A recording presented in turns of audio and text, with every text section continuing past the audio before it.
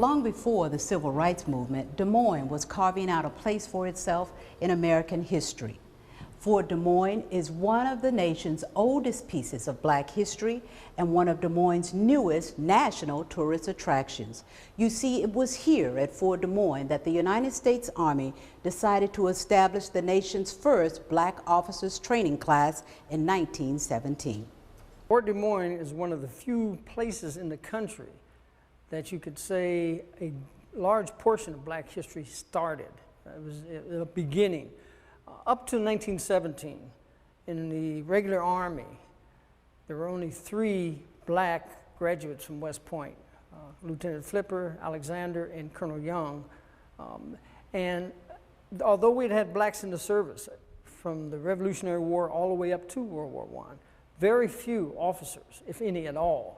And so at Fort Des Moines, when the opportunity was to have an officer candidate here, we got over 1,000 college graduates coming to Des Moines. And that alone, because we're talking about African-American college graduates from all over the country coming to Des Moines to go through training to serve in the Army. Why did they want to serve? Because there was a feeling that if we had the opportunity to serve alongside the white officers, that we would prove we should have our equality at home. We fought to have an opportunity to fight for this country, for our equality.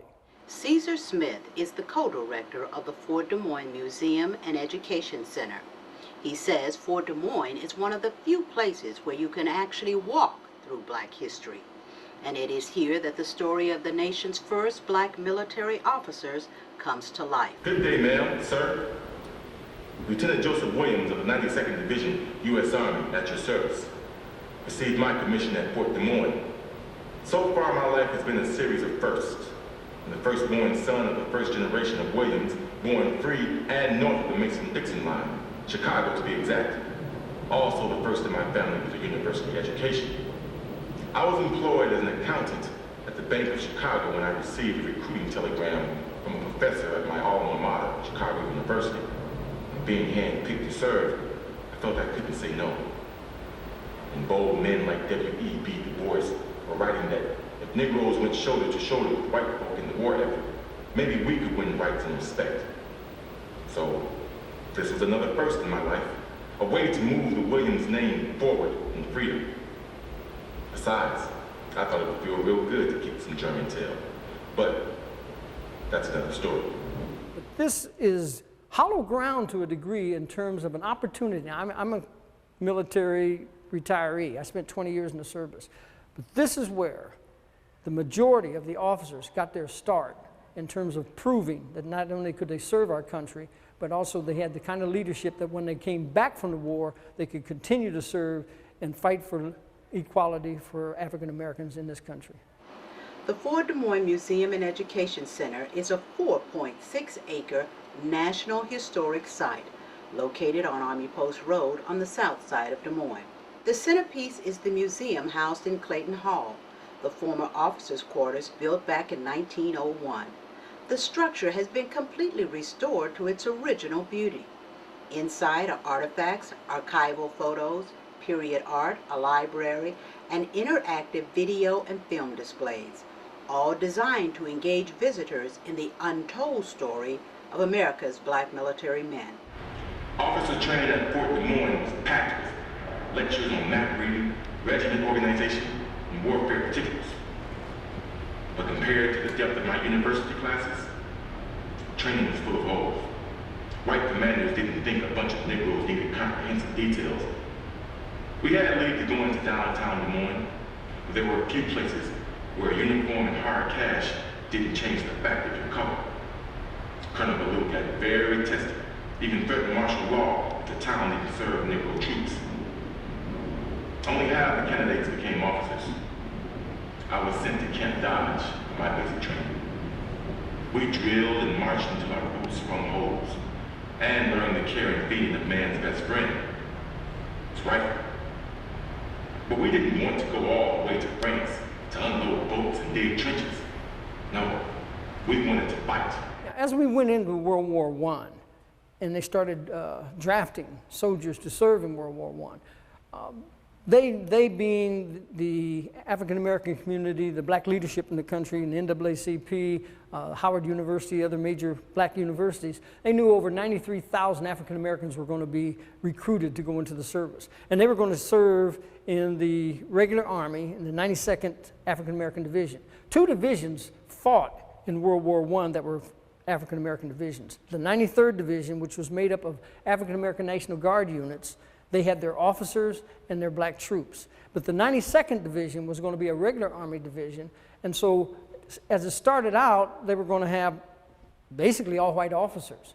One of the other things you have to realize at this time, on active duty, there was a concern by the military of ever allowing black officers to lead troops.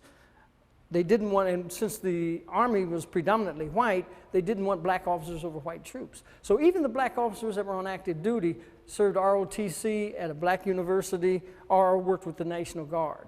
And so as they got into World War I, there was a concern by the African American community, are we not going to have black officers leading black troops in the 92nd Division? So they started lobbying Congress and President Wilson to have an officer candidate school for African American officers. There were 14 officer candidate schools in the country, but only for white officers. Congress and President Wilson were not interested in having an officer candidate school. But they said, if you can come up with some names, we may consider it. And 1,500 African American college graduates from all over the country volunteered to go to officer candidate school.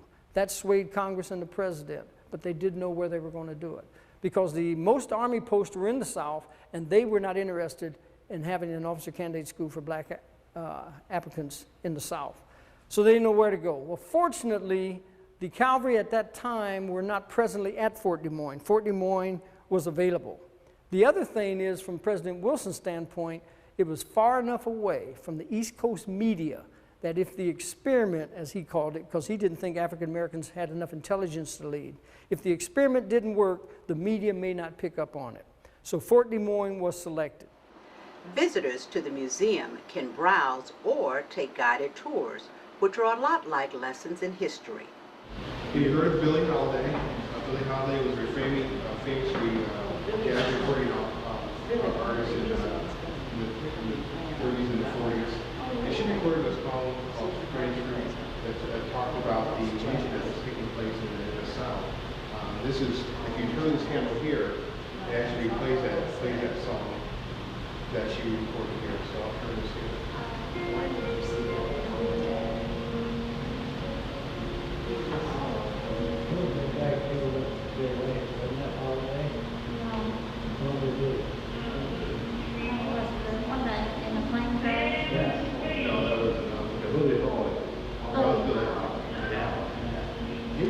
Not as many people, not only in Iowa, not only in the city of Des Moines and Iowa, but in the country.